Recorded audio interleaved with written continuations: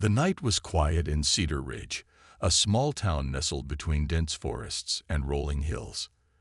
The only sounds were the soft rustle of leaves and the distant hum of crickets.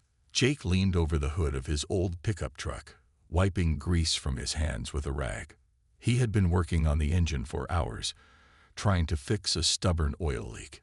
The cool breeze felt good against his skin, but something about the stillness made him uneasy. As he tightened the last bolt, a flicker of light caught his eye. At first, he thought it was just the reflection of the moon off a passing cloud. But then he saw it again, a bright, unnatural glow coming from the direction of the forest. Jake squinted, leaning back on his heels. The light wasn't like anything he'd ever seen before. It pulsed slowly, almost rhythmically, as if it were alive.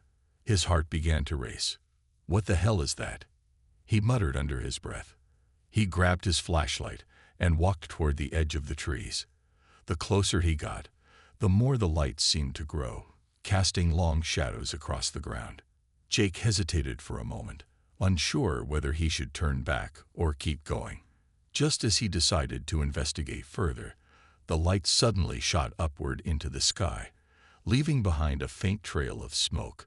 Jake froze, his flashlight shaking in his hand.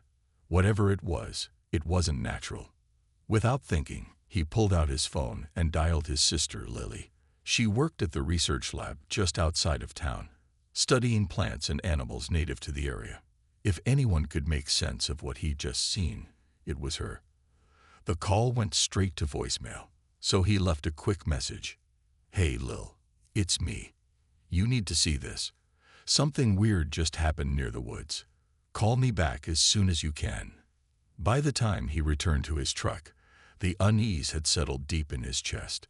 He climbed inside and started the engine, glancing nervously at the dark line of trees. As he drove home, he couldn't shake the feeling that something, or someone, was watching him. Unbeknownst to Jake, his suspicions weren't far off. Hidden among the trees, a group of figures moved silently through the shadows. They were tall and lean, their bodies covered in sleek, black armor that shimmered faintly in the dim light. Their eyes glowed with an otherworldly intensity, scanning the landscape with predatory precision. These were the Vorthek, alien hunters who had traveled across the galaxy in search of new prey. To them, humans were nothing more than weak, fragile creatures, perfect targets for their deadly games. Drickle, the leader of the pack, raised a clawed hand, signaling his team to stop. He tilted his head, analyzing the data streaming through his visor. The readings indicated that the local population was sparse, making it easier to hunt without interference. A low growl rumbled in his throat as he issued orders to his subordinates. They would begin their operation at dawn, striking quickly and decisively. Back in her lab, Lily finally listened to Jake's message. Her brow furrowed as she replayed it, sensing the urgency in his voice. Grabbing her coat, she stepped outside and looked toward the horizon. There was no sign of the strange light now, but the hairs on the back of her neck stood on end. Something didn't feel right. Little did she know, her instincts were about to be put to the test in ways she could never have imagined. The next morning, the town of Cedar Ridge woke up to an unsettling discovery. Near the edge of the forest, claw-like marks scared the trunks of several trees. The deep grooves looked too large and precise to belong to any animal native to the area. Even stranger were the remains of livestock found scattered around nearby farms, cows and chickens torn apart with surgical precision. Sheriff Ryan Carter stood near one of the mutilated animals, scratching his head as he examined the scene. "Looks like a cougar or maybe a bear," he said aloud, though his tone betrayed his doubt. Behind him, a farmer named Hank shook his head furiously. "No way, Sheriff. No animal does this. Look at those cuts. They're clean, like it was done with a knife." Hank pointed to the ground, where strange footprints could be seen in the soft soil. They were three-toed and much larger than any human footprint. Ryan frowned but didn't say anything. He'd lived in Cedar Ridge his whole life and had never seen anything like it. Still, he tried to keep calm for the townsfolk. "We'll figure it out," he assured Hank. "For now, keep your animals locked up tight." Meanwhile, Lily was already at work in her lab, analyzing samples brought back by her colleague, Sam. Earlier that morning, she had visited the forest herself after hearing Jake's message. She collected bits of bark with residue from the glowing light and fragments of what appeared to be metallic shards embedded in the tree trunks. Under the microscope, the substance sparkled unnaturally, unlike anything she'd ever encountered. "This isn't Earth material," Sam said, peering over her shoulder. His voice carried a mix of awe and concern. "Whatever left these traces is not from here." Lily nodded slowly, her mind racing. Before she could respond, there was a knock on the door. Two teenagers, Alex and Mia, stood outside, looking both nervous and excited. They explained how they'd snuck into the woods the previous night to investigate the mysterious lights. At first, Lily scolded them for being reckless, but when they described encountering a towering creature with glowing eyes, her expression changed. "It was huge," Alex stammered, his hands gesturing wildly. "Like 10 feet tall, all black and shiny. It moved so fast, we barely had time to run. And it made this weird sound," Mia added, shivering at the memory, "like metal scraping against metal." Lily exchanged a glance with Sam. The description matched the claw marks and odd footprints reported earlier. Without wasting another moment, she asked Alex and Mia to show her exactly where they'd seen the creature. Armed with flashlights and cameras, the four of them ventured into the woods. The air felt heavier under the canopy of trees, and every snap of a twig set their nerves on edge. They reached the spot Alex and Mia described, a clearing littered with more claw marks and patches of scorched earth. Suddenly, a low growl echoed through the trees. Everyone froze.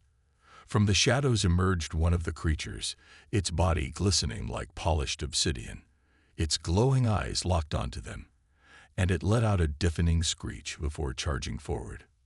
Panic surged through the group, but Alex reacted quickly, grabbing a flare gun from his backpack. He fired blindly, hitting the creature in its side. The flare sizzled against its armor, forcing it to retreat with an angry roar. Breathing heavily, the four of them ran back to the lab, adrenaline pumping through their veins. That evening, news of the encounter spread like wildfire through Cedar Ridge. People gathered in small groups, whispering about alien invaders and monsters in the woods. For the first time in years, fear gripped the normally peaceful town. Jake listened intently as Lily recounted the day's events during dinner. His jaw tightened as he realized the danger wasn't just some random animal attack. It was far worse. "We need to do something," Jake said firmly, slamming his fist on the table.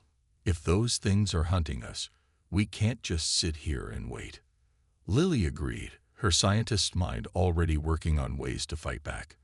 But deep down, she couldn't shake the feeling that they were completely unprepared for what was coming. The following day, the mood in Cedar Ridge shifted from fear to determination. Jake called a meeting at the local community center, inviting anyone willing to help defend the town. About 20 people showed up, including Sheriff Ryan Carter, Lily, Sam, and even Alex and Mia. The room buzzed with nervous energy as Jake stood at the front, his hands resting on a wooden table. "We've got two choices," Jake said, his voice steady but firm. "We can run and hope they don't follow us, or we can stand our ground and fight." "I say we fight." A few murmurs of agreement rippled through the crowd, though some looked unsure. Sheriff Carter stepped forward, his badge glinting under the fluorescent lights. "Jake's right. If these things are hunting us, running won't solve anything. We need to protect ourselves, and this town." Lily nodded, pulling out a small device she'd been working on. It looked like a metal box with wires sticking out of it, connected to a speaker. "I think I found a weakness," she explained. "These creatures seem sensitive to high-frequency sounds. This is a prototype sonic emitter. It might not kill them, but it could drive them away, or at least slow them down." Sam chimed in, holding up a piece of alien tech they'd recovered from the forest. We can use parts from this to make more emitters. It's advanced stuff, but if we work together, we can replicate it. Encouraged by the plan, the group split into teams. Some went to gather supplies, tools, batteries, scrap metal, while others started building traps around the edges of town. Jake and Alex worked on reinforcing doors and windows at key locations, like the community center and the sheriff's office. Meanwhile, Lily and Mia focused on assembling more sonic devices, testing each one carefully before moving on to the next. As the hours passed, the town transformed into a makeshift fortress. Barbed wire lined the streets leading into Cedar Ridge, and tripwires were strung between trees near the forest. At sunset, the group gathered again to review their progress. Everyone was exhausted, but there was a sense of accomplishment in the air. "We're ready for whatever comes next," Jake declared, though his tone betrayed a hint of doubt. He glanced at Lily, who gave him a reassuring smile. But the night brought no relief. Around midnight, distant screams echoed from the outskirts of town. A farmer had been attacked while checking on his cattle.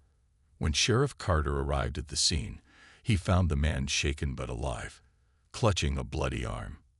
Tracks led away from the farm, heading straight toward the forest. Back in town, tensions rose. People huddled inside their homes, peering out of windows as shadows danced in the moonlight. Jake paced nervously outside the community center, clutching a baseball bat wrapped in barbed wire. Lily joined him, her face pale but resolute. "They're testing us," she whispered, "feeling us out, seeing how we react." Jake nodded grimly. "Then let's show them what we're made of." Just then, a loud screech pierced the silence. Everyone froze, hearts pounding. From the darkness, glowing eyes appeared at the edge of the forest. One by one, the creatures emerged, their armored bodies gleaming under the pale light of the moon. They moved slowly, deliberately, as if savoring the anticipation of the hunt. Inside the community center, Alex and Mia clutched the sonic devices tightly, waiting for the signal to activate them. Outside, Jake raised his makeshift weapon, his jaw set. For a moment, time seemed to stop. Then, with a deafening roar, the aliens charge. "Now," Lily shouted, flipping the switch on her device. A high-pitched whine filled the air, causing the creatures to recoil in pain. The townspeople sprang into action, using every tool at their disposal to fend off the attack. Traps snapped shut, catching one of the aliens in a net. Another stumbled into a pit lined with spikes, letting out an ear-splitting shriek. For the first time since the invasion began, the humans had the upper hand. But as the chaos unfolded, Jake couldn't shake the feeling that this was only the beginning. Zrickhol's roar echoed through the control room, his massive form looming over the group. His claws gleamed under the pulsing green light as he advanced, his glowing eyes filled with fury. The humans stood frozen for a split second before Jake sprang into action, swinging a makeshift bat wrapped in barbed wire. The weapon glanced off Zrickhol's armored chest, doing little damage but buying them precious seconds. "Go," Jake shouted, shoving Lily toward the exit. "Get out of here." Lily hesitated, her heart pounding. She wanted to stay and help, but she knew the explosives wouldn't detonate on their own. They needed time to arm. Reluctantly, she followed Alex and Mia, who were already sprinting down the corridor. Behind her, she could hear the clash of metal and the snarls of the alien leader as Jake fought desperately to hold him back. Jake ducked under another swipe from Zrickhol's claws, his muscles burning with effort. He grabbed a piece of broken machinery from the floor and hurled it at the alien, striking him in the face. Zrickol stumbled backward, momentarily stunned. Seizing the opportunity, Jake pulled out a small sonic device and activated it, aiming it directly at the creature. The high-pitched whine caused Zrickol to recoil, clutching his head in pain. "You're not so tough now, are you?" Jake growled, backing away slowly. But he knew he couldn't keep this up forever. The alien was too strong, too fast. Every second felt like borrowed time. Meanwhile, Lily, Alex, and Mia raced through the ship, dodging patrols and narrowly avoiding detection.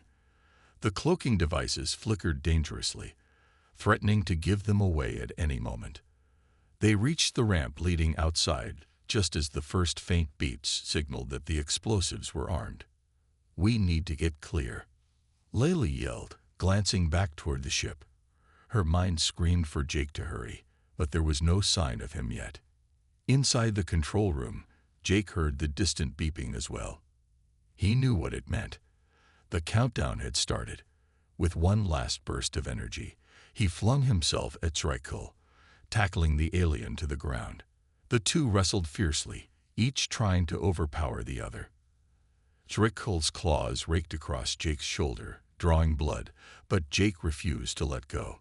Summoning every ounce of strength, he slammed the alien's head against the hard floor, stunning him long enough to break free. Jake stumbled to his feet, grabbing a fallen Vorthak weapon as he ran.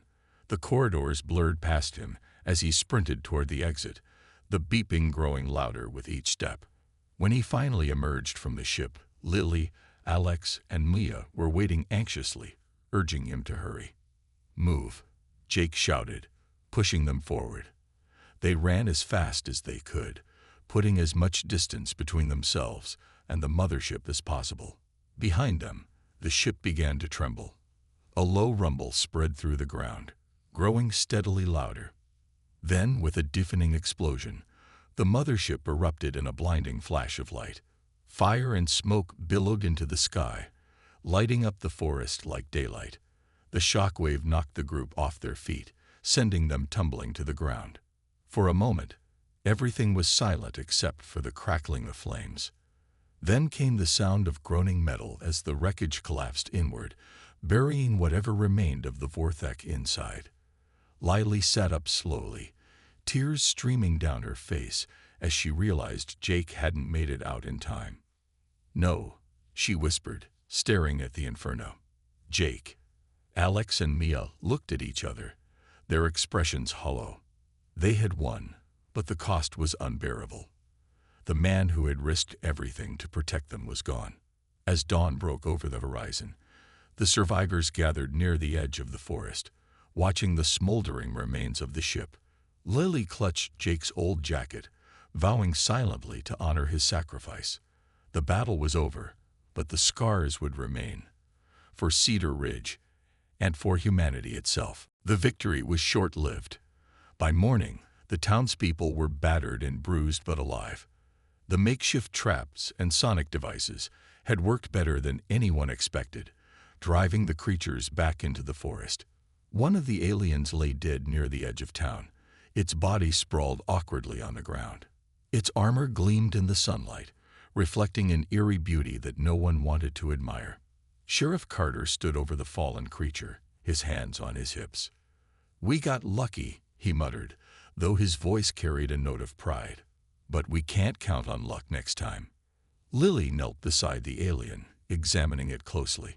She wore thick gloves as she pried open its clawed hand, revealing razor-sharp talons. "This thing is built for killing," she said softly, more to herself than to anyone else. "Look at the strength in these limbs. And its skin. It's like nothing I've ever seen before." Sam joined her, holding a camera to document the creature. "Do you think there are more of them?" he asked, glancing nervously toward the trees.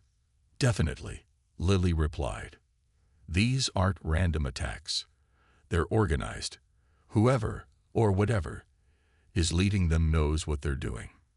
As the group discussed their next move, Alex and Mia wandered closer, curiosity outweighing their fear. "What happens now?" Alex asked, staring at the alien's lifeless form. "We learned from this," Lily said, standing up. "If we can figure out how they operate, we might be able to predict their moves and stop them."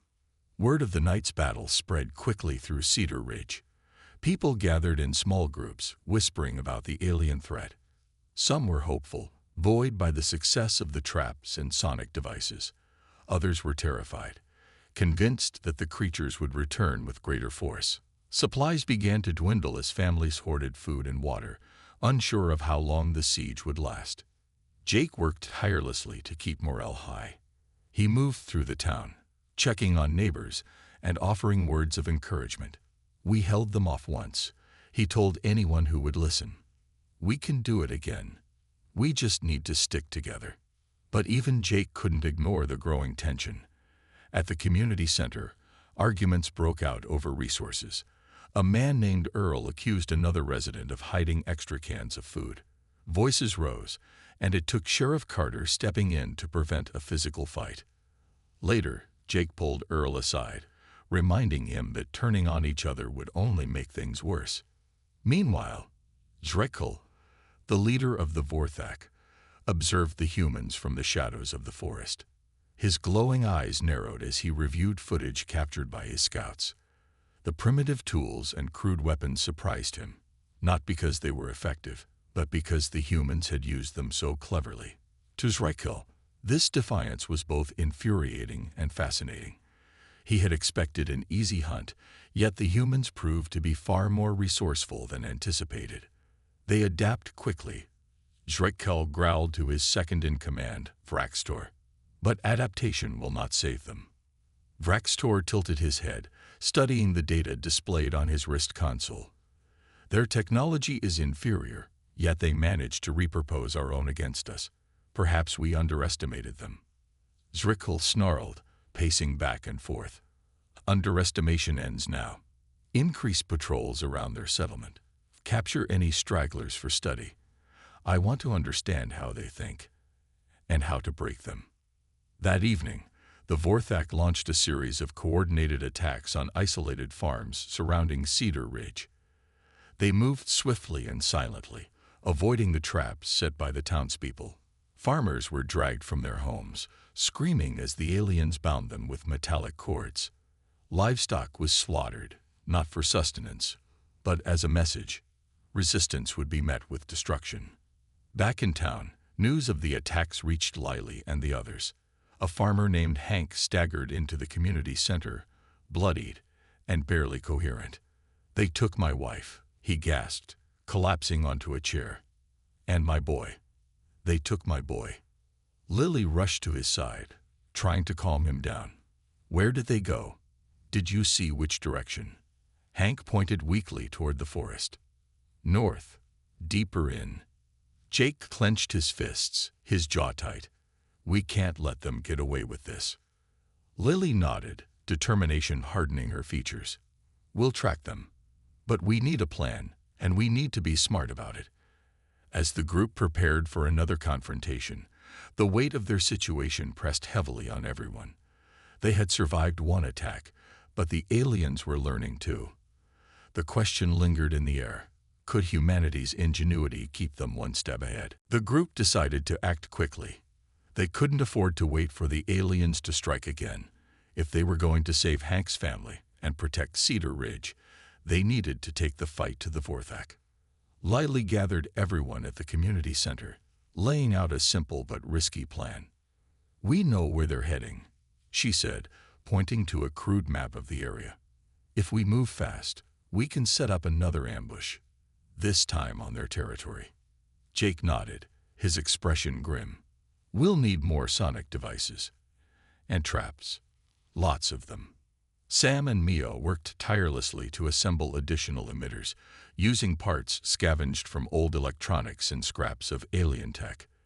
Alex helped by testing each device, making sure they emitted the high-frequency sound that seemed to weaken the creatures. Meanwhile, Jake and Sheriff Carter led a team to prepare decoys, mannequins dressed in old clothes and smeared with animal blood, to lure the Vorthak into position. By nightfall, the group was ready, armed with makeshift weapons, flashlights, and courage born of desperation. They'd ventured into the forest. The air was thick with tension as they moved quietly through the trees, careful not to make any noise. Lily carried a backpack filled with extra batteries and tools, her mind racing with possibilities. What if the plan didn't work? What if the aliens were smarter than they anticipated? After hours of hiking, they reached a clearing deep in the woods. It was littered with signs of recent activity, scorch marks, clawed earth, and remnants of alien equipment. This had to be one of the Vortex staging areas. Jake signaled for everyone to spread out and begin setting up the traps. Tripwires crisscrossed the ground, connected to nets and spikes. Sonic devices were placed strategically around the perimeter, hidden among rocks and bushes. As they worked, Lily noticed something odd, a faint hum coming from a nearby tree. She approached cautiously, her flashlight revealing a cluster of glowing crystals embedded in the bark. Her eyes widened as she realized what they were. Communication relays used by the Vorthak. Without hesitation, she pulled out her multi-tool and began dismantling them. Suddenly, a low growl echoed through the clearing. Everyone froze, hearts pounding. From the shadows emerged a pack of Vorthak, their glowing eyes scanning the area. One of them spotted the decoys and let out a sharp screech, signaling the others to attack. The creatures charged forward, their movements unnervingly fast. "Now," Lily shouted, flipping the switch on the nearest sonic emitter. A deafening whine filled the air, causing the Vorthak to stagger. Their claws clutched at their heads as the high-frequency sound overwhelmed their senses. The townspeople sprang into action, activating more emitters and triggering the traps. Nets snapped shut around two of the creatures, while another stumbled into a pit lined with sharpened stakes.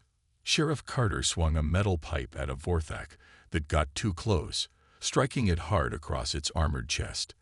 The blow barely fazed the creature, but it gave him enough time to retreat behind a tree. Jake hurled a Molotov cocktail made from an old bottle and gasoline, engulfing one of the aliens in flames. Its shriek of pain sent chills down everyone's spines. For several chaotic minutes, the battle raged. The humans fought with everything they had, driven by fear and anger. Slowly but surely, the tide turned in their favor. One by one, the Vorthak fell victim to the traps or collapsed under the assault of the sonic devices. When the last alien lay motionless on the ground, the group stood panting, covered in dirt and sweat. They had won, for now. But as Lily looked around at the battered faces of her friends, she knew this victory came at a cost. Supplies were running low, and the constant fighting was taking its toll. "We did it," Alex said, breaking the silence. His voice trembled with exhaustion, but also pride. Jake nodded, though his eyes remained wary. "Yeah, we did, but don't think for a second this is over. They'll be back." Lily knelt beside one of the fallen aliens, examining its armor. She ran her fingers over the smooth surface, feeling a mix of awe and dread. These creatures were unlike anything humanity had ever faced, and yet, somehow, they had found a way to fight back. For the first time since the invasion began, Lily allowed herself a small spark of hope. If they could keep adapting, maybe, just maybe, they could survive. Back in Cedar Ridge, the group gathered at the community center to regroup and assess their situation. The victory in the forest had boosted morale, but it also raised new questions. Sam carefully examined pieces of alien tech they had recovered from the battlefield, his brow furrowed in concentration. Lily paced nearby, her mind racing as she tried to piece together what they were dealing with.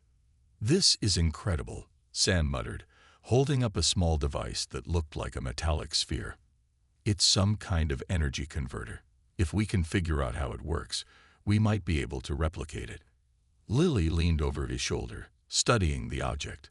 "Or use it against them," she added. "But first, we need to understand why they're here. What do they want?" As if on cue, Alex burst into the room, holding a tablet he had scavenged from the lab. "I think I found something," he said, his voice trembling with excitement. He connected the tablet to a projector, and grainy footage flickered onto the wall. It showed scenes from inside one of the alien ships, strange symbols flashing across screens, rows of humans locked in glass containers, and Vorthak warriors moving with cold efficiency. "They're experimenting on us," Lily whispered, her stomach sinking as she watched the video. "They see us as prey, but not just for sport. They're studying us." Jake clenched his fists, anger boiling inside him. "So they're not just hunting us. They're planning something bigger." San nodded slowly. And whatever it is, it's not good. Look at this. He pointed to a series of maps displayed on one of the alien screens. The maps showed other towns and cities marked with red dots. These could be their next targets. The room fell silent as the weight of the discovery settled over them. If the Vorthak succeeded in Cedar Ridge, they would move on to larger populations. The stakes weren't just about saving their town anymore. It was about stopping an invasion that could wipe out humanity. Sheriff Carter broke the silence. We can't let that happen. But how do we stop them? We've got no army, no weapons that can match theirs. Lily hesitated, then spoke up. Maybe we don't need to fight them head-on. If we can find their weakness, if we can hit them where it hurts, we might stand a chance. Her words sparked a heated debate. Some argued that negotiation was impossible, given the aliens' violent nature. Others believed there was no choice but to keep fighting, no matter the cost. Jake listened quietly, weighing both sides before finally speaking. "We've already proven we can hurt them," he said firmly. "But if we want to end this once and for all, we need to go straight to the source, their ship." The idea hung in the air, heavy and daunting. Infiltrating the Vorthak mothership would be suicide, or so it seemed. Yet, as the group mulled it over, they'd realized it might be their only option. Using the alien tech they had recovered, they could build cloaking devices to mask their presence. With enough planning and teamwork, they might actually pull it off. "We'll need volunteers," Jake continued, looking around the room. "This won't be easy. People will risk their lives." To his surprise, nearly everyone stepped forward. Even Alex and Mia insisted on joining, despite their young age. "We've been part of this since the beginning," Alex argued. "You're not leaving us behind." After much discussion, the team was finalized. Jake, Lily, Alex, and Maya would lead the mission. They spent the next few days preparing, testing equipment, and rehearsing every possible scenario. Tensions ran high, but determination kept them going. On the night of the mission, the group stood at the edge of the forest, staring into the darkness where the mothership loomed unseen. Each member carried a modified sonic weapon and a backpack filled with tools and explosives. Jake turned to face the others, his expression serious but resolute. "If we succeed tonight," he said, his voice steady, "we save more than just ourselves. We save everyone. Let's make it count." With that, they stepped into the shadows, ready to face whatever awaited them. The journey to the Vorthak mothership was a tense and silent one. The group moved cautiously through the forest, their footsteps muffled by the damp earth. Each step felt heavier than the last, the weight of their mission pressing down on them. Jake led the way, his eyes scanning the darkness for any sign of movement. Lily followed close behind, clutching a scanner that emitted a faint blue glow, guiding them toward the ship's location. Alex and Mia brought up the rear, their faces pale but determined. After what felt like hours, they reached the edge of a massive clearing. In the center stood the mothership, a towering structure that seemed to pulse with an otherworldly energy. Its surface shimmered like liquid metal, reflecting the moonlight in strange patterns. The sight of it made Lily's breath catch in her throat. It was both beautiful and terrifying, a monument to the aliens' advanced technology and their deadly purpose. "Stay low," Jake whispered, crouching behind a fallen tree. "We don't know how many of them are out here." Using the cloaking devices they had built, the group activated their camouflage and slipped into the open. The devices weren't perfect. They occasionally flickered, but they were enough to keep them hidden, as long as they stayed quiet. They approached the ship cautiously, their hearts pounding as they neared its shadowy base. A loud hiss startled them as a door slid open, revealing a ramp leading inside. Two Vorthak warriors emerged, their glowing eyes scanning the area. The group froze, holding their breath as the creatures passed within inches of them. When the coast was clear, Jake gestured for everyone to move quickly up the ramp. Inside, the ship was unlike anything they had ever seen. The walls glowed faintly, pulsing with a soft, green light. Strange symbols floated in the air, shifting and rearranging themselves like living code. The air smelled metallic, sharp, and unfamiliar. Every sound echoed ominously, making even the slightest noise seem deafening. "This way," Lily whispered, consulting the scanner. "The control room should be deeper inside." They moved through narrow corridors, avoiding patrols of Vorthak soldiers. At one point, Alex accidentally bumped into a console, causing a panel to light up with a sharp beep. The group ducked into an alcove as a pair of aliens rushed past, their claws scraping against the floor. When the danger passed, Jake shot Alex a stern look, but there was no time for scolding. They had to keep moving. As they ventured further, they stumbled upon a horrifying sight. Rows of glass pods containing unconscious humans. Some were hooked up to machines, wires snaking across their bodies. Others floated in a strange liquid, their faces eerily calm. Lily recognized Hank's wife among them, her heart sinking at the thought of what these people had endured. "We can't leave them here," Maya said softly, tears welling in her eyes. Jake nodded grimly. "We'll come back for them after we deal with the ship. For now, focus on the mission." Finally, they reached the control room. It was a large, circular chamber filled with glowing screens and alien instruments. In the center stood Zrykul, the leader of the Vorthak, issuing orders to his subordinates. His voice was a deep growl, incomprehensible but unmistakably commanding. Lily glanced around the room, spotting a terminal that seemed to control the ship's power systems. She motioned for the others to create a distraction while she planted the explosives. Jake nodded and stepped forward, deactivating his cloaking device. "Hey, ugly," he shouted, hurling a small sonic grenade toward the aliens. The explosion sent a high-pitched whine rippling through the room, disorienting the Vorthak. Chaos erupted as the creatures staggered, giving Lily the opening she needed. She darted to the terminal, attaching the charges with trembling hands. "Done," she whispered, signaling the others to retreat. But as they turned to leave, Zrykul recovered, his glowing eyes locking onto them. With a furious roar, he lunged forward, blocking their escape. The group exchanged panicked looks. There was no way out without a fight. The days that followed the destruction of the Vorthak mothership were heavy with grief. Cedar Ridge felt quieter than ever, as though the town itself was mourning Jake's sacrifice. Lily walked through the streets, her steps slow and deliberate. She carried his jacket with her everywhere, a constant reminder of the brother she had lost, and the courage he had shown in his final moments. People gathered at the community center to share stories about Jake. Sheriff Carter spoke first, his voice thick with emotion. "Jake wasn't just a mechanic or a fighter. He was the heart of this town. He taught us how to stand together when everything seemed hopeless." Alex and Mia sat quietly in the corner, their faces pale but resolute. They hadn't said much since returning from the forest, but everyone could see the weight of what they'd witnessed etched into their expressions.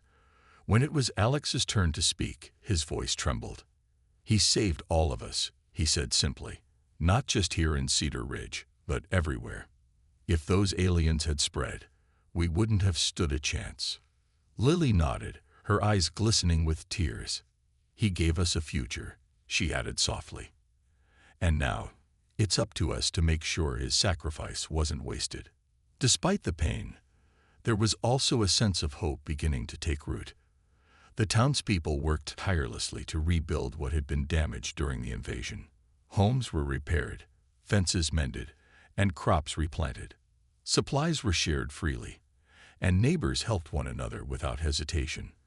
For the first time in weeks, laughter returned to Cedar Ridge, small at first, but growing stronger each day. Sam spent hours studying the alien tech recovered from the shipwreck. With Lily's help, he managed to decode fragments of the Vorthak's language, uncovering alarming information. The symbols revealed that the Vorthak's homeworld was dying, a barren wasteland ravaged by environmental collapse. Desperation had driven them to seek new hunting grounds, viewing weaker species like humans as expendable prey.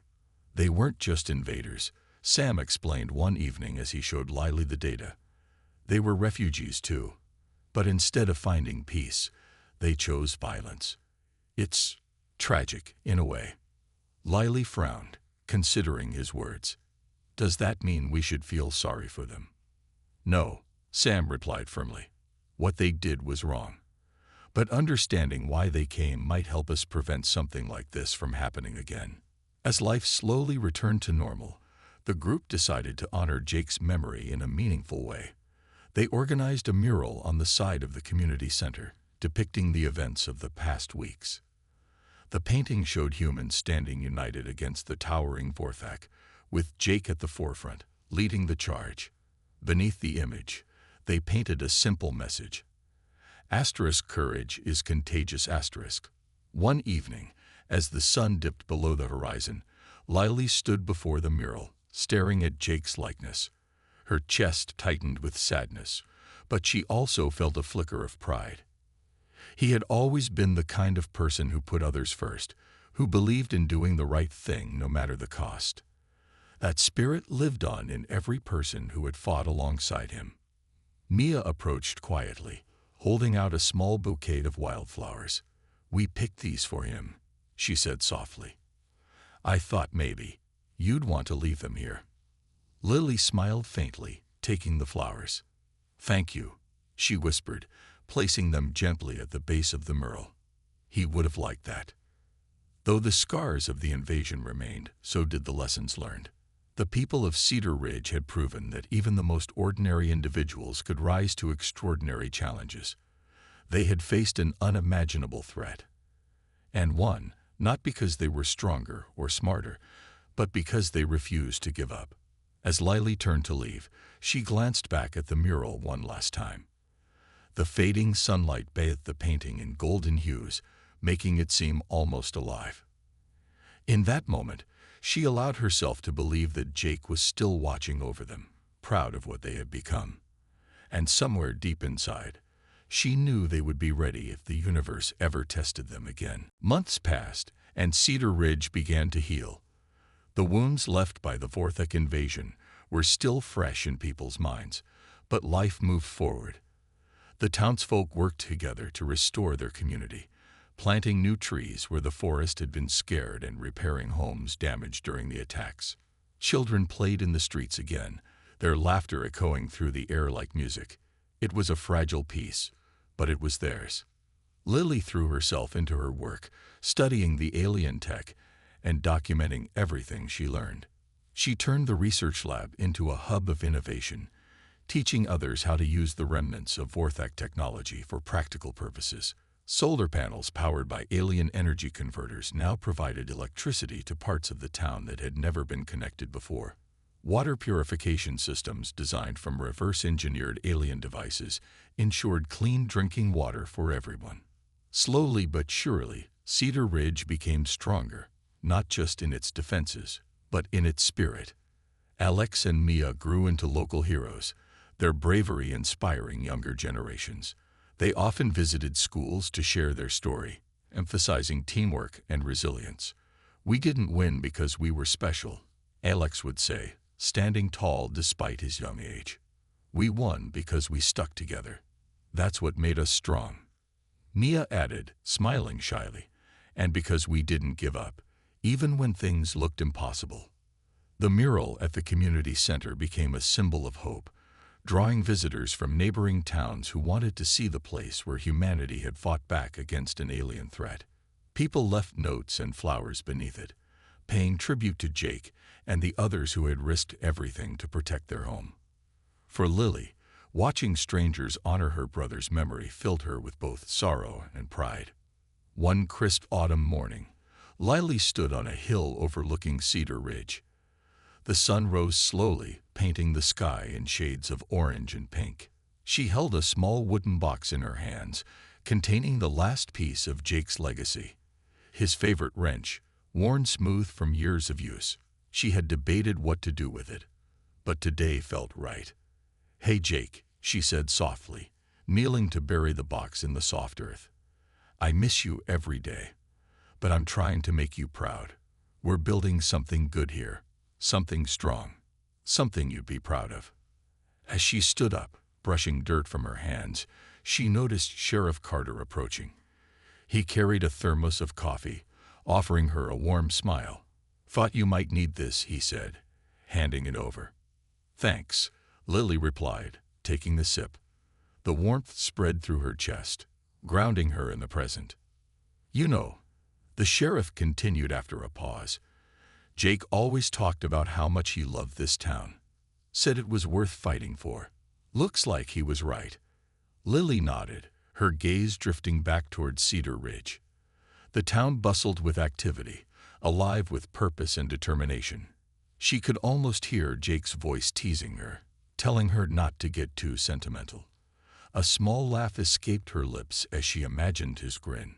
The sun climbed higher, casting light over the valley. From this vantage point, Cedar Ridge looked peaceful, almost untouched by the horrors it had endured. But those who lived there knew better. They carried the scars of battle, along with the lessons they had learned. Courage, unity, and ingenuity had saved them once, and they were ready to face whatever challenges lay ahead. As Lily walked back toward town, she felt a renewed sense of hope. The road ahead wouldn't be easy, but Cedar Ridge was no longer just a sleepy little town. It was a beacon of resilience. And somewhere deep down, she believed Jake would have been proud to call it home.